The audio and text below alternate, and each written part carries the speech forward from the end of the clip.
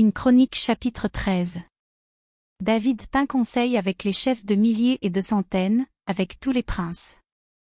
Et David dit à toute l'assemblée d'Israël, si vous le trouvez bon, et si cela vient de l'Éternel, notre Dieu, envoyons de tous côtés vers nos frères qui restent dans toutes les contrées d'Israël, et aussi vers les sacrificateurs et les Lévites dans les villes où sont leurs banlieues, afin qu'ils se réunissent à nous. Et ramenons auprès de nous l'arche de notre Dieu, car nous ne nous en sommes pas occupés du temps de Saül. Toute l'assemblée décida de faire ainsi, car la chose parut convenable à tout le peuple. David assembla tout Israël, depuis le Shicor d'Égypte jusqu'à l'entrée de Hamath, pour faire venir de Kirjath-Jarim l'arche de Dieu. Et David, avec tout Israël, monta à Bala, à Kirjath-Jarim, qui est à Juda, pour faire monter de là l'arche de Dieu, devant laquelle est invoqué le nom de l'Éternel qui réside entre les chérubins. Ils mirent sur un char neuf l'arche de Dieu, qu'ils emportèrent de la maison d'Abinadab, Uza et Akjo conduisaient le char.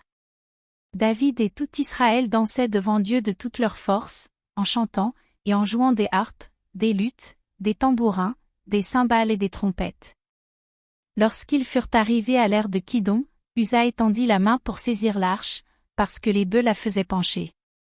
La colère de l'Éternel s'enflamma contre Uza, et l'Éternel le frappa parce qu'il avait étendu la main sur l'arche.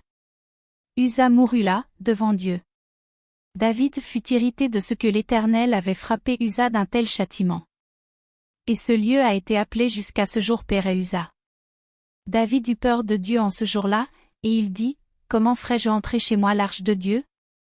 David ne retira pas l'arche chez lui dans la cité de David, et il la fit conduire dans la maison d'Obed-Édom de Gath. L'arche de Dieu resta 3 mois dans la maison d'Obed-Édom, dans sa maison. Et l'Éternel bénit la maison d'Obed-Édom et tout ce qui lui appartenait.